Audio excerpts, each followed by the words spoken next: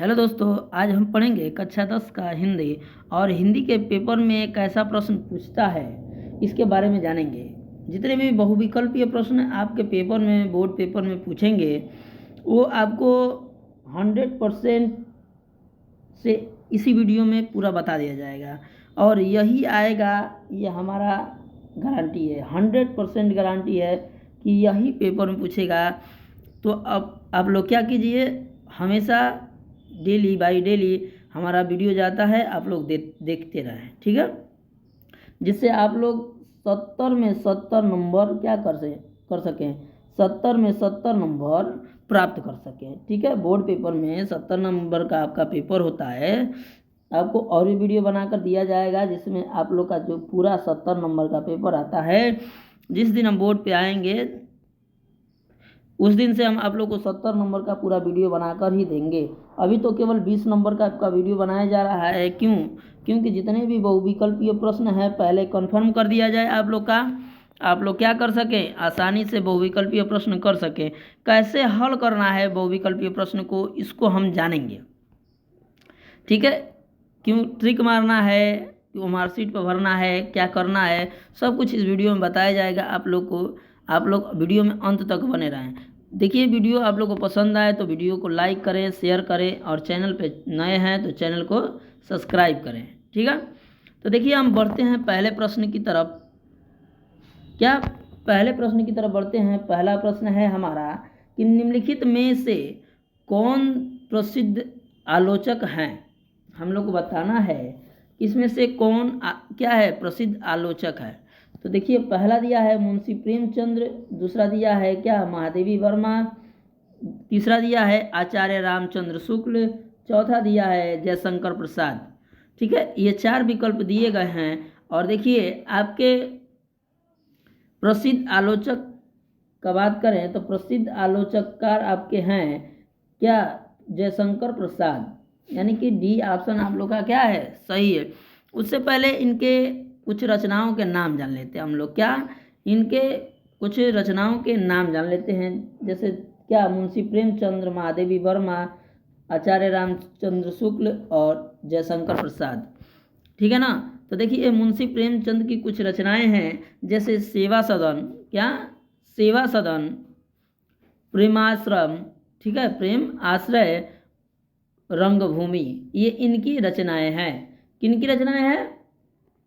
ये मुंशी प्रेमचंद की रचनाएं हैं। उसी तरह महादेवी वर्मा की कुछ रचनाएं हैं, जैसे क्या प्रथम आयाम, क्या महादेवी वर्मा की कुछ रचनाएं हैं, प्रथम आयाम, ठीक है, सप्तपर्ण, ठीक है ना, क्या है सप्तपर्ण, उसके बाद दीपशिखा, निहार, ये किनकी रचना है, महादेवी वर्मा की रचना है।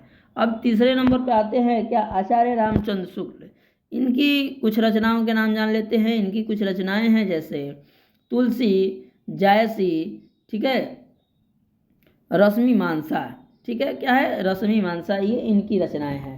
आगे देखिए, जयशंकर प्रसाद की कुछ रचनाएं हैं और भी इन्होंने रचना किया है, जैसे कमायनी, झरना, आंसू, लहर, ये इनकी रचनाएं हैं। ठीक है, आगे बढ़ते हैं दूसरे नंबर प्रश्न की तरफ। और दूसरे नंबर प्रश्न के बढ़ने से पहले आप लोग को बताना चाहेंगे कि ये चौथा ऑप्शन आप लोग का सही है और कैसे इसको हल करेंगे, आप लोग के पेपर में कैसे आएगा। तो इतना जान जाइए कि आप लोग के पेपर में प्रश्न तो आएंगे, लेकिन ओ मार्कशीट पे ये बहुविकल्पीय प्रश्न का आंसर देना रहेगा। ठीक है, आप लोग को प्रश्न का 1 2 3 4 5 6 7 ऐसे करके, और यहाँ लिखा रहेगा A B C और D, और यहाँ 4 गोले बना रहेंगे। ठीक है, A B C के नीचे। अब पहला क्वेश्चन हमने किया है। अब पहले प्रश्न में चौथा ऑप्शन सही है, हमारा डी ऑप्शन सही है, तो हम डी में क्या कर लेंगे, भर लेंगे। ठीक है, पहले के सामने जो रहेगा 4 गोले, उसमें क्या हम डी में भर लेंगे। अगर ए सही है तो ए में भर लेंगे, बी सही है तो बी में भर लेंगे, सी सही है तो सी में भर लेंगे। अब जिसमें जो ऑप्शन सही है उसमें क्या भर लेंगे, हम उसको भर लेंगे अच्छे से गोला। देखिए ना, हमको बिंदु करना है ना ट्रिक मारना है, हमें क्या करना है, अच्छी तरह से गोले को भरना है। ध्यान रखिए कि ना गोला से बाहर जाए हम भरें तो, और ना केवल इसमें बिंदु केवल हो। ठीक है ना। इसलिए आप लोग अच्छे से गोले को भरिएगा। ठीक है, आगे बढ़ते हैं दूसरे नंबर प्रश्न की तरफ। दूसरा नंबर हमारा प्रश्न है कि उपसर्ग होते हैं, उपसर्ग होते हैं, क्या होते हैं हमको बताना है। पहला शब्द, दूसरा धातु, तीसरा वर्ण और चौथा शब्दांश। तो हम लोग को बताना है कि इनमें से कौन सा ऑप्शन सही है। तो देखिए, उपसर्ग में होते हैं तो क्या होते हैं, शब्दांश होते हैं। क्या होते हैं, शब्दांश होते हैं। यह हमारा डी नंबर ऑप्शन सही है। ठीक है, डी नंबर ऑप्शन सही है। आगे बढ़ते हैं तीसरे नंबर प्रश्न की तरफ। तीसरा नंबर हमारा प्रश्न है कि पृथ्वी से सप्तऋषि मंडल के लेखक हैं। हम लोग को क्या बताना है, पृथ्वी के से सप्तऋषि मंडल के लेखक का नाम बताना है। तीसरा प्रश्न है हमारा। ठीक है, तो पहला ऑप्शन दे रहा है डॉक्टर नगेंद्र, दूसरा ऑप्शन दे रहा है डॉक्टर हजारी प्रसाद द्विवेदी, तीसरा ऑप्शन दे रहा है डॉक्टर संपूर्णानंद और क्या चौथा ऑप्शन दे रहा है पूर्ण सिंह। ठीक है, चौथा ऑप्शन क्या दे रहा है, पूर्ण सिंह। ठीक है, अब देखिए इनके कुछ रचनाओं के नाम भी हम जानेंगे। ठीक है, पहले इनकी रचनाओं को जान लेते हैं, क्या क्या इनकी रचनाएं हैं। ठीक है, तो पहले हम जानेंगे क्या, डॉक्टर नगेंद्र का। ठीक है, इनके रचनाओं का नाम जानेंगे। पहले किसका, डॉक्टर नरेंद्र का। तो इनका रचना है सुमित्रा नंदन पंत, ये इनकी रचना है। क्या है, सुमित्रा नंदन पंत। अब देखिए आते हैं हजारी प्रसाद द्विवेदी। क्या, हजारी प्रसाद द्विवेदी। हजारी प्रसाद द्विवेदी की रचना है, ठीक है, इनकी रचना है कबीर, सुर साहित्य, नाथ संप्रदाय। ठीक ना, ये इनकी रचनाएं हैं। ठीक ना, एक बार और दोहराते हैं डॉक्टर हजारी प्रसाद द्विवेदी का। क्या, कबीर, सुर साहित्य और क्या दिया है तीसरा, नाथ संप्रदाय, ये इनकी रचना है। अब आते हैं क्या, डॉक्टर संपूर्णानंद, ये इनकी भी रचनाओं का नाम जानेंगे। मजदूरी, सॉरी इनका मजदूरी नहीं है, ठीक है ना, इनका है संपूर्णानंद के कुछ रचनाओं का नाम जानेंगे। जैसे हिंदी भाषा की उत्पत्ति। क्या, हिंदी भाषा की उत्पत्ति इन्होंने ही लिखा था। किसने, डॉक्टर संपूर्णानंद ने। ठीक है ना, अब इनकी और एक रचना है क्या, आषाढ़ का एक दिन। क्या, आषाढ़ का एक दिन। और एक रचना है इनकी गेहूं बनाम गुलाब। गेहूं बनाम गुलाब, इनकी ये रचनाएं हैं। ठीक है, अब चौथा ऑप्शन दिया है पूर्ण सिंह। पूर्ण सिंह का है प्रेम, सच्ची वीरता, कन्यादान पत्रिका, ये इनकी रचनाएं हैं। किनकी रचनाएं हैं, पूर्ण सिंह की।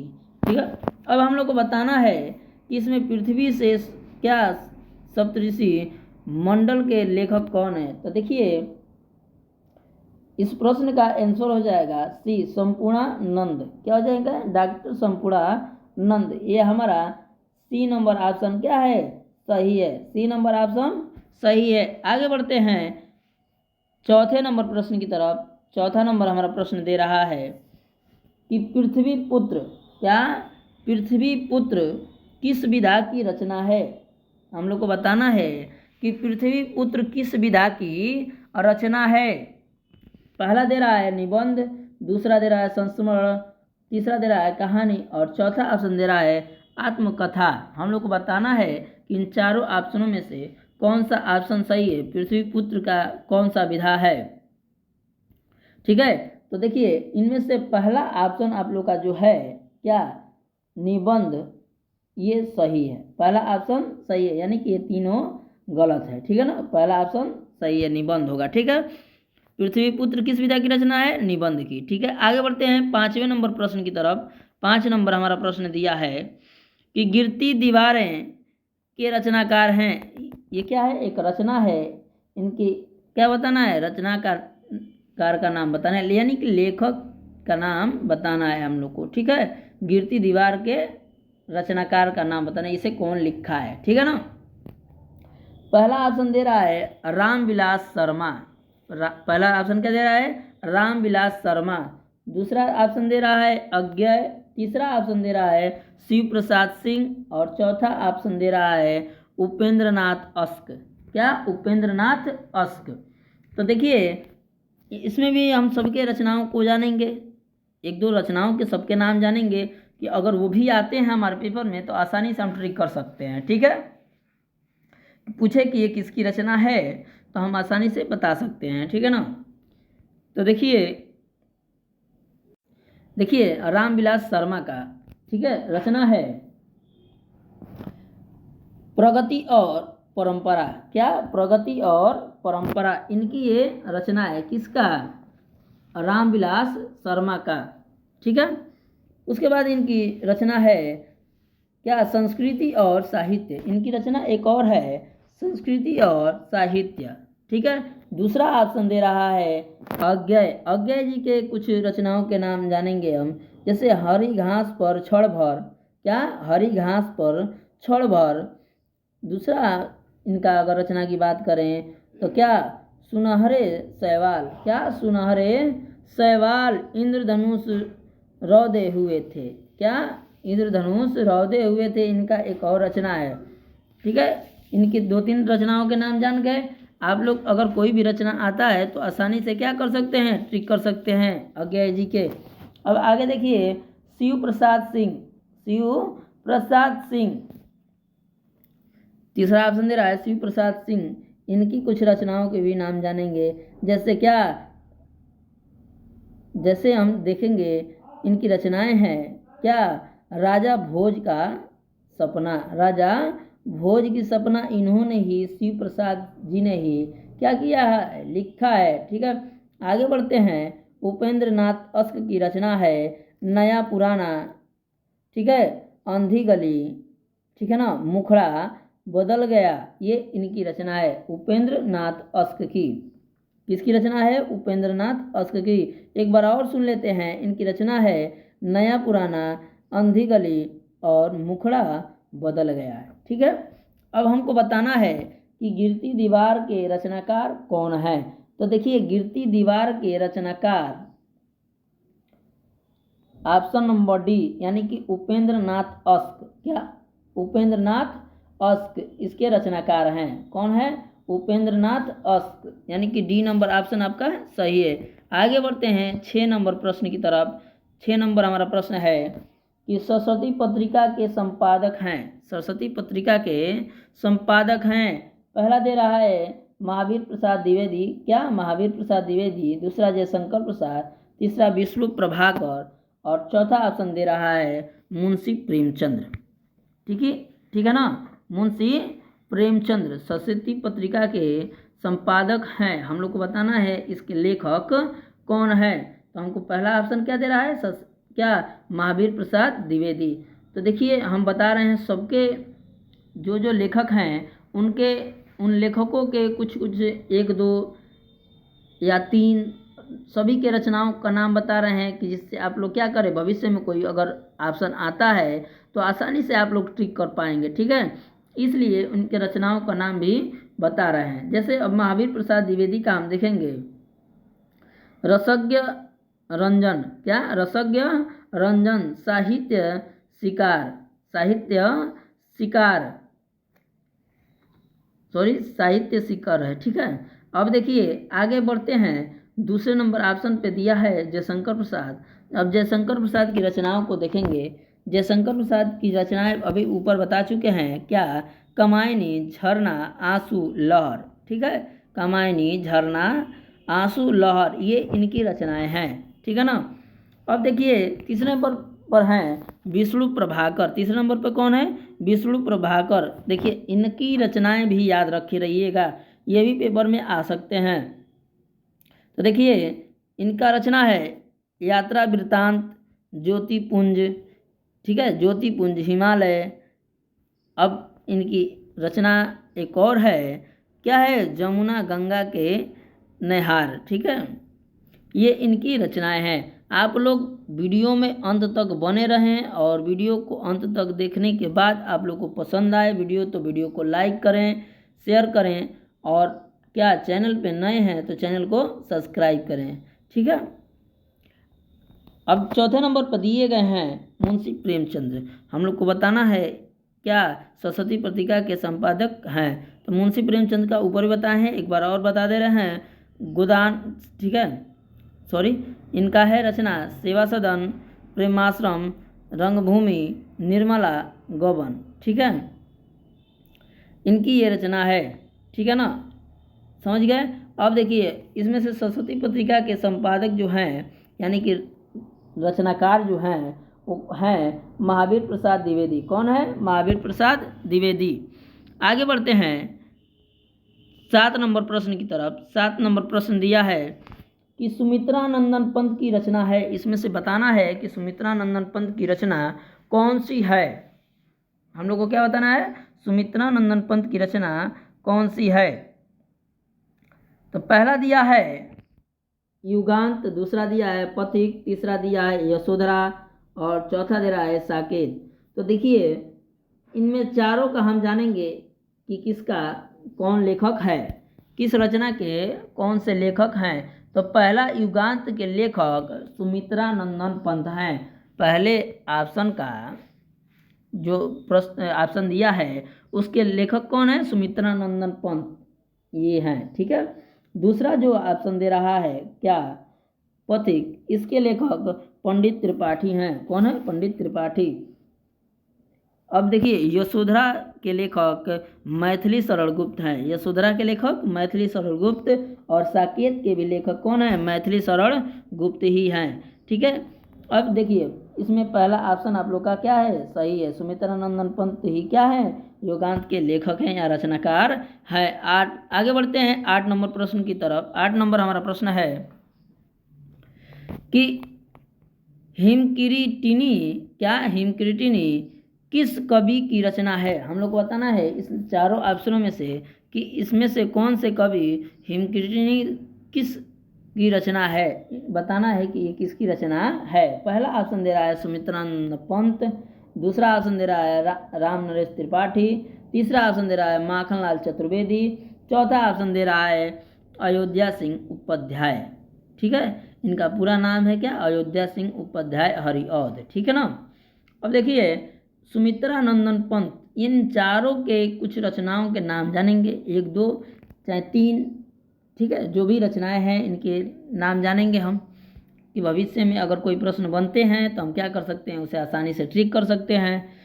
तो क्या पहले प्रश्न में दिया है, पहले ऑप्शन में दिया है कि सुमित्रा नंदन पंत, तो इनकी रचना है, इनकी रचना है क्या? गुंजन, युगांत, स्वर्ण किरण, लोकायतन, ठीक है, ये इनकी रचनाएं हैं। अब दूसरे नंबर पर दिए हैं राम नरेश त्रिपाठी। राम नरेश त्रिपाठी का है मिलन, पथिक, ठीक है, मिलन, पथिक और क्या? स्वप्न, क्या है? स्वप्न, ये इनकी रचनाएं हैं। अब आगे देखिए माखनलाल चतुर्वेदी, क्या? माखनलाल चतुर्वेदी, जैसे नागा अर्जुन युद्ध, ठीक है, नागा अर्जुन युद्ध, उसके बाद हिमकिरीटिनी और तीसरा इनका कहें अगर कोई रचना तो क्या हो जाएगा? संपर्ण, क्या? संपर्ण, ठीक है, ये इनकी रचनाएं हो गई। अब उसी तरह हम अयोध्या सिंह उपाध्याय का देख लेते हैं, ठीक है। प्रिय प्रवास, ब्रजांगना और क्या हो जाएगा? ब्रजांगना विलास, ठीक है, इनकी ये रचना है, ठीक है ना। अब बात को समझ गए होंगे, 8 नंबर प्रश्न आप लोग को समझ में आ गया। और देखिए अभी हम बताए हैं कि अभी रचना का नाम लिया है हिमकिरीटिनी का, ठीक है ना, कि इसके लेखक कौन है, ठीक है। तो इसके लेखक कौन है?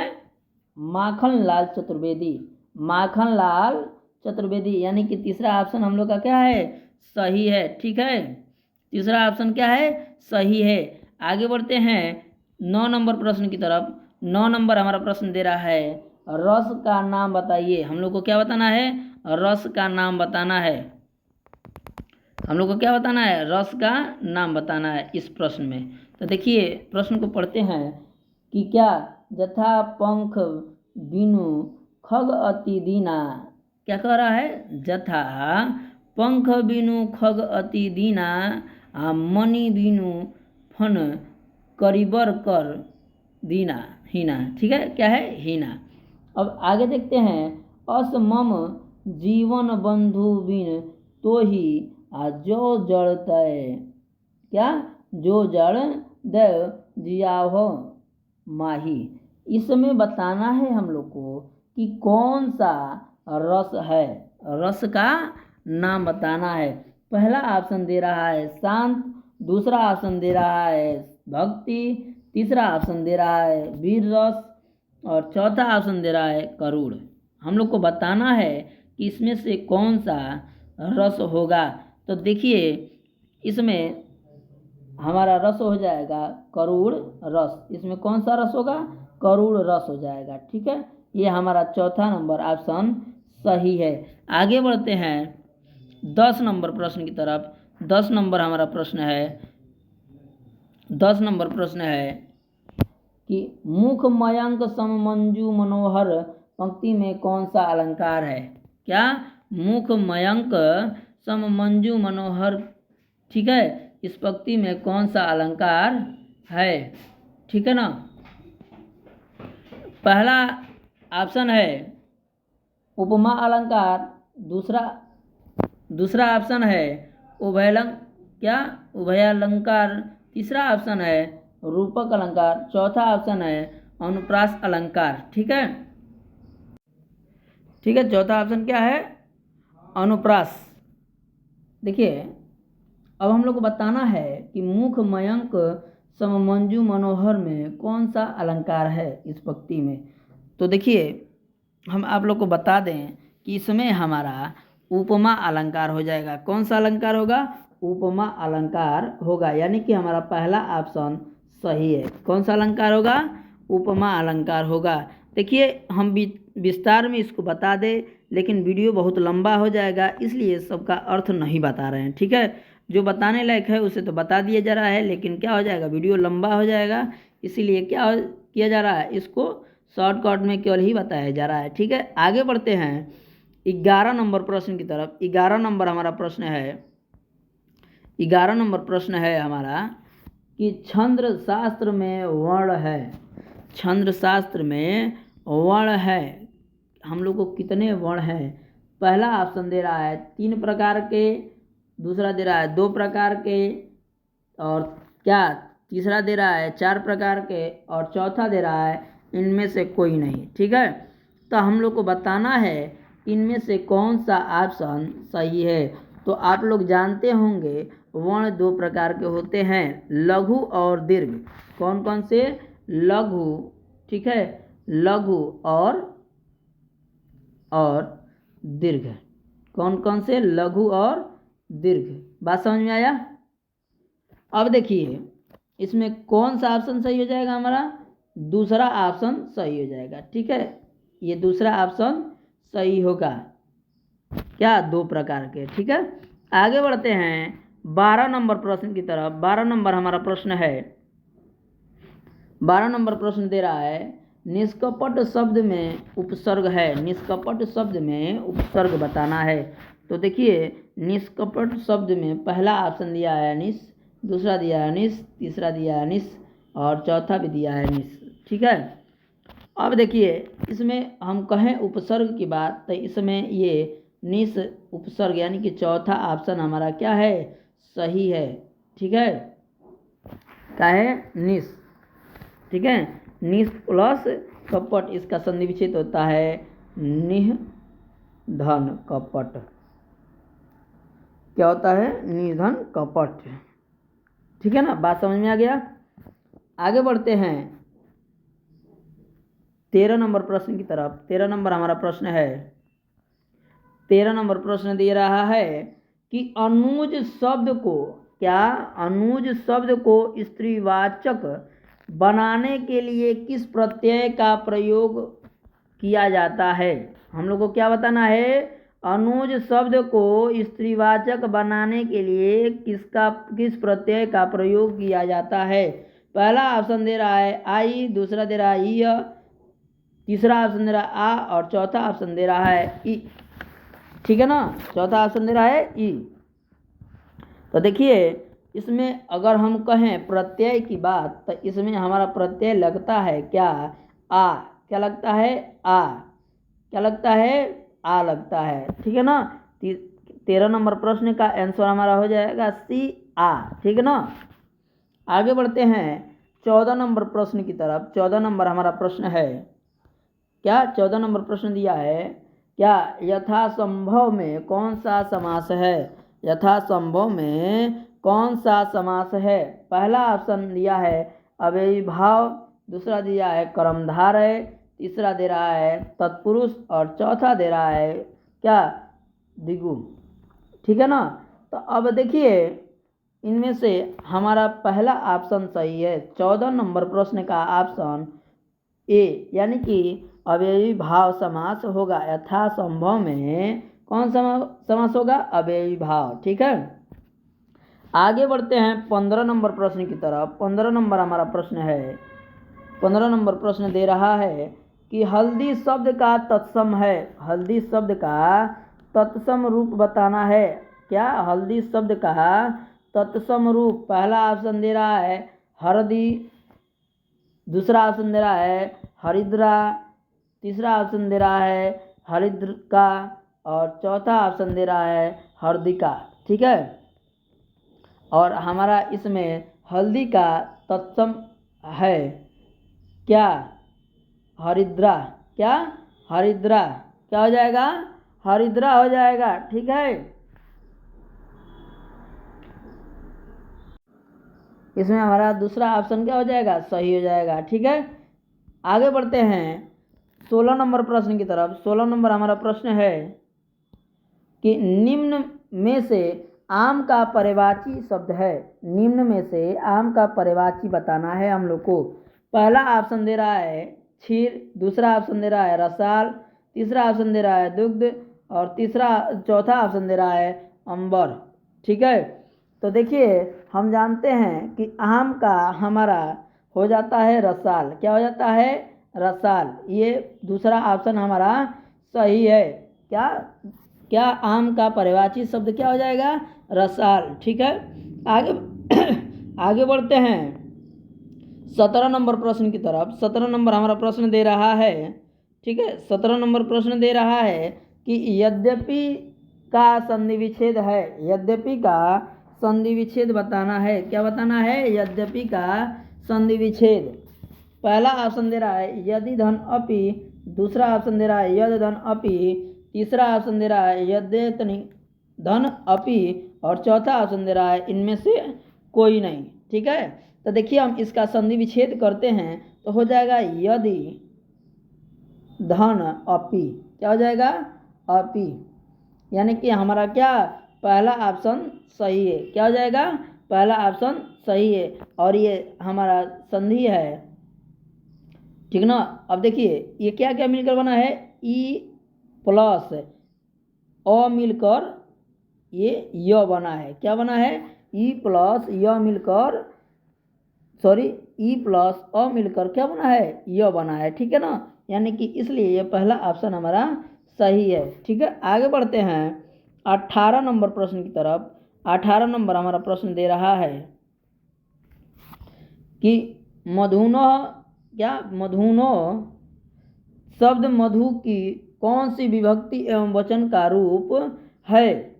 ठीक है, हम लोग बताना है ये विभक्ति एवं वचन रूप बताना है।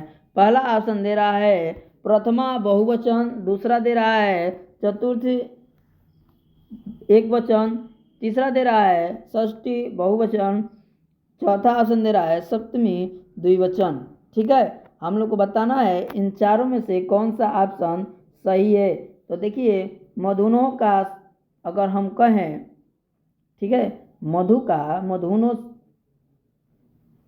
अगर हम बताएं विभक्ति एवं वचन तो हमारा सप्तमी विभक्ति, क्या, सप्तमी विभक्ति और द्विवचन हो जाएगा। क्या हो जाएगा, सप्तमी विभक्ति और द्विवचन हो जाएगा। ठीक है, आप लोग का जो संस्कृत में प्रश्न आते हैं वो भी बताए जाएंगे और विस्तार रूप से बताए जाएंगे, एक एक लेसन का बताया जाएगा। ठीक है, बस बहुत जल्द ही उसका भी वीडियो पड़ेगा आप लोग के पास और पूरा फुल वीडियो पड़ेगा आप लोग के पेपर का कि आप लोग जिससे देख कर 70 में 70 ला सकते हैं। क्या, 70 में 70 एकदम कन्फर्म है कि लाएंगे, क्योंकि 30 नंबर तो आपका विद्यालय दे देता है। ठीक है, तो ध्यान दीजिए पूरा वीडियो अंत तक देखेंगे तो आप लोग को पूरी बात समझ में आएगी। ठीक है, आगे बढ़ते हैं। इसी तरह डेली बाय डेली वीडियो देखेंगे तो चैनल को अगर सब्सक्राइब किए रहेंगे, बेल आइकन को दबाए रहेंगे, तो जो भी हमारा वीडियो पड़ेगा तो आप लोग के पास नोटिफिकेशन पहुंच जाएगा। ठीक है, आगे बढ़ते हैं 19 नंबर प्रश्न की तरफ। 19 नंबर हमारा प्रश्न है, 19 नंबर प्रश्न दे रहा है कि पठ धातु का पठेव रूप किस लकार पुरुष एवं वचन है। ठीक है ना, पुरुष वचन का है बताना है। ठीक ना, क्या बताना है, लकार पुरुष और वचन बताना है। हम लोग को क्या बताना है, लकार पुरुष और वचन। तो देखिए पहला ऑप्शन दे रहा है विधि लकार उत्तम और द्विवचन। दूसरा दे रहा है लोट लकार प्रथम द्विवचन। तीसरा ऑप्शन दे रहा है विधि लकार, ठीक है, मध्यम और बहुवचन। और चौथा ऑप्शन दे रहा है आपका क्या उपर्युक्त में कोई नहीं। हम लोग बताना है कि इसमें से कौन सा ऑप्शन सही है, क्या इनमें से कोई नहीं है या तीनों में से कोई एक है। तो देखिए पठ धातु का पठेव अगर रूप कहें तो क्या है, लकार विधि लिंग है। ठीक है, विधि लिंग है, ठीक ना, विधि लिंग है। और लकार हमारा बता दिए आपका, अगर पुरुष बताएं तो हमारा पुरुष हो जाएगा उत्तम पुरुष। कौन सा पुरुष हो जाएगा, उत्तम पुरुष। और वचन की बात करें तो हमारा वचन हो जाएगा द्विवचन। कौन सा वचन हो जाएगा, द्विवचन हो जाएगा। ठीक है, बात समझ में आ गया। आगे बढ़ते हैं 20 नंबर प्रश्न की तरफ। 20 नंबर हमारा प्रश्न है कि हस धातु, क्या, हस धातु का लट लकार का मध्यम पुरुष एवं एक वचन रूप बताइए। तो देखिए पहला ऑप्शन दे रहा है हस्ती, दूसरा ऑप्शन दे रहा है हससी, ठीक है, और तीसरा ऑप्शन दे रहा है हसता, और चौथा ऑप्शन दे रहा है हसाव। ठीक है, तो इन चारों ऑप्शन में से हम लोग को बताना है कौन सा ऑप्शन सही है। ठीक है, तो इसमें से क्या दूसरा नंबर ऑप्शन हससी, ये दूसरा ऑप्शन सही है। ठीक है, अब 21 नंबर प्रश्न को देखने से पहले आप लोग से कहेंगे कि वीडियो पसंद आए तो वीडियो को लाइक करें, शेयर करें, और चैनल पे नए हैं तो चैनल को सब्सक्राइब करें और बेल आइकन को दबाएं, जिससे हमारा नेक्स्ट वीडियो पड़े तो आप लोग को नोटिफिकेशन मिल जाए। ठीक है, अब बढ़ते हैं 21 नंबर प्रश्न की तरफ। 21 नंबर हमारा प्रश्न है कि खड़ी बोली की प्रथम गद्य रचना मानी जाती है। क्या, खड़ी बोली की प्रथम गद्य रचना मानी जाती है। पहला ऑप्शन दे रहा है क्या, राग दरबारी। दूसरा ऑप्शन दे रहा है क्या भूलू क्या याद करूं। तीसरा ऑप्शन दे रहा है गोरा बादल की कथा, और चौथा ऑप्शन दे रहा है साहित्य लोचन। तो देखिए ये प्रश्न 21 नंबर, क्या 21 नंबर जो प्रश्न है, यहाँ पे गलती से 2 पड़ गया है, यहाँ 21 नंबर प्रश्न है जो ये आप लोग को बताने के लिए डाला गया है इस वीडियो में, कि जो आप लोग कमेंट करके बताएंगे कि कौन सा ऑप्शन सही है। क्या, कौन सा ऑप्शन सही है।